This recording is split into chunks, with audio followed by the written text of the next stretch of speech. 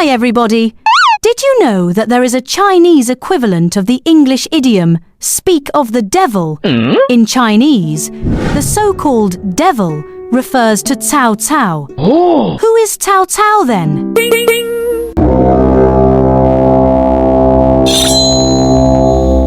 Well, he was an extremely famous and powerful Chinese statesman, warlord and poet, one of the central figures from the Three Kingdoms period.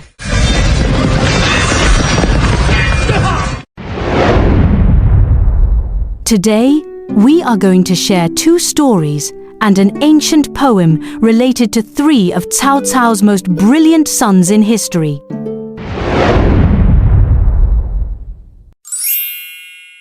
Cao Chong Weighs an elephant. Long, long ago, during the Three Kingdoms period, someone gifted Cao Cao with an elephant.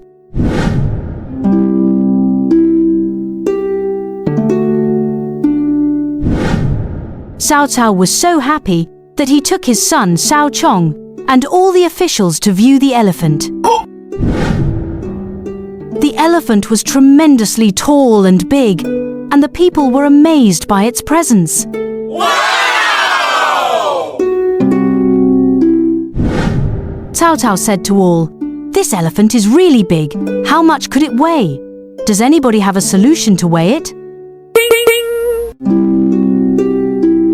The officials looked at one another, but no one responded. While everyone was at their wits' end, Cao Chong, who was merely 7 years old, came forward and said to Cao Cao, "Father, I have a way to weigh the elephant." Oh? Then, Cao Chong whispered his idea into his father's ear.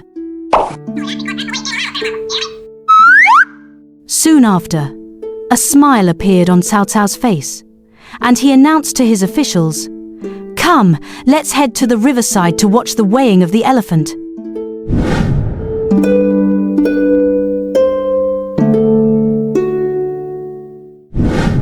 There was a big wooden boat moored next to the riverbank.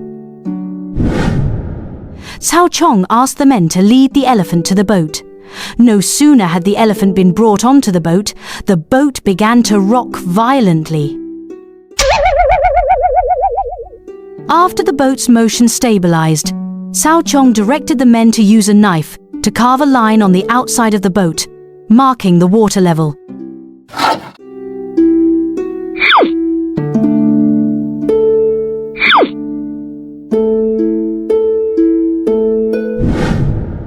The officials watched wide-eyed, but were still baffled. Next, Cao Chong ordered the men to bring the elephant back to the land. The carved line on the boat could be seen to rise again higher above the water. Subsequently, Cao Chong instructed the men to load up the boat with stones. The boat started to sink little by little under the weight of the stones. As soon as the boat sank to the mark that was being carved earlier, Cao Chong called out, "Stop!"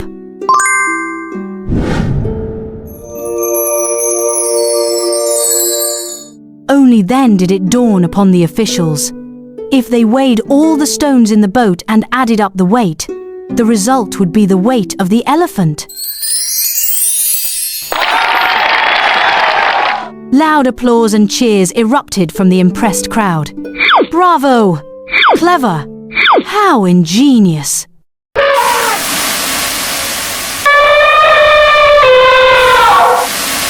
The elephant also seemed impressed, raising its long trunk, blowing water into the air, and trumpeting a thunderous roar of approval.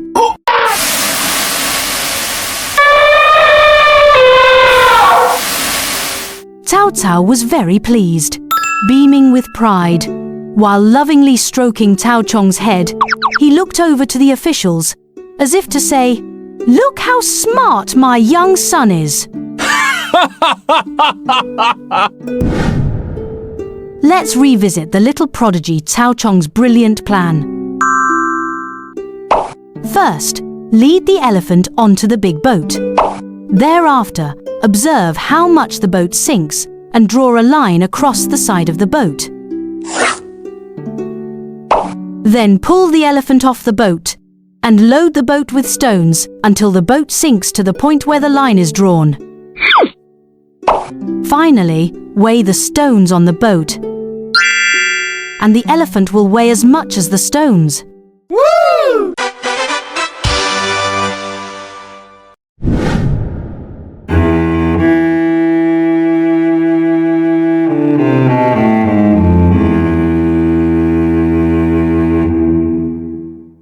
In this story of Cao Chong Weighs an elephant, Cao Chong was smart, benevolent, and extraordinary from a young age, and adored by Cao Cao.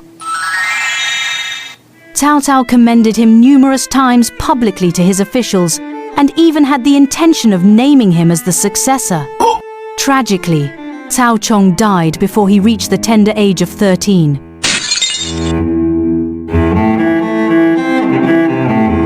True enough, the heavens are jealous of the talented.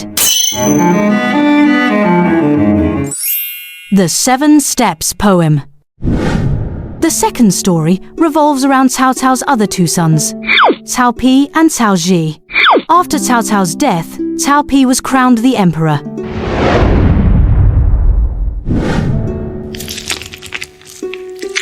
Cao Pi was jealous of his talented younger brother, Cao Ji, who had been favored by the late emperor, Cao Cao.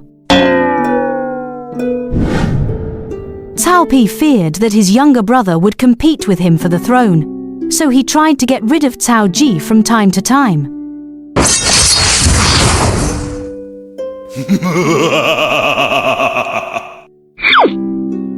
On one of these occasions, Cao Pi seized the opportunity to order Cao Ji to compose a poem within 7 steps. And if he failed to do so, he would be executed. Consequently, Cao Ji actually came up with a poem within the 7 steps duration.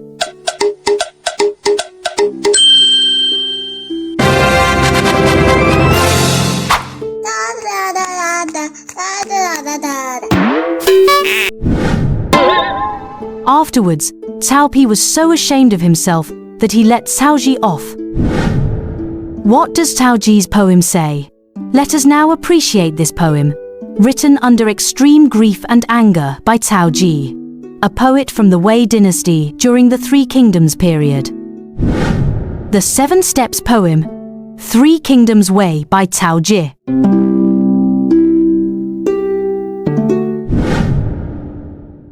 煮豆燃豆萁，豆在釜中泣。本是同根生，相煎何太急。豆萁 refers to dried beanstalks, which can be used for cooking over fire. 燃 means to burn. 釜 is a kind of pot used in ancient times. 泣 means to cry softly or weep. 本 means originally. 我原本以为貂蝉的美貌已经天下无敌了，没想到竟有人比她还漂亮。这是哪儿来的美女？ 煎 refers to tormenting, a metaphor for persecution. 何 refers to why it is necessary.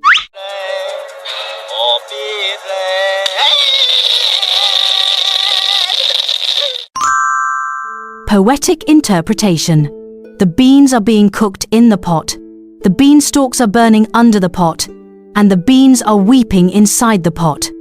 The beans and the beanstalks are originally born of the same root, so why should they incinerate each other with such impatience?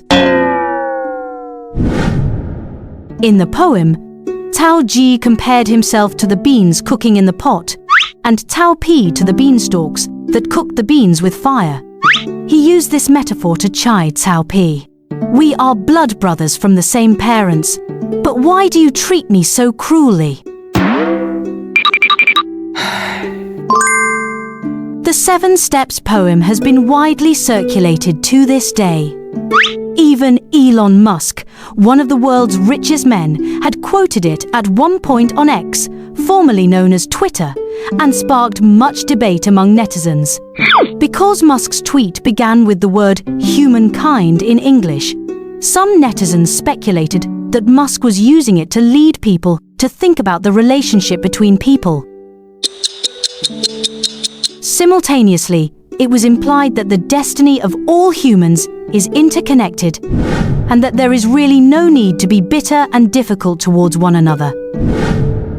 Indeed, there are many times when humans can strive for a win-win outcome. So why do we have to kill each other and end up in a lose-lose situation? What do you think?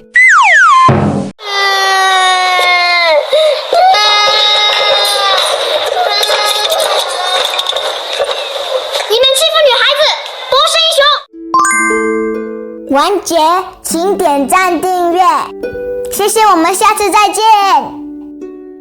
The end. Please like and subscribe.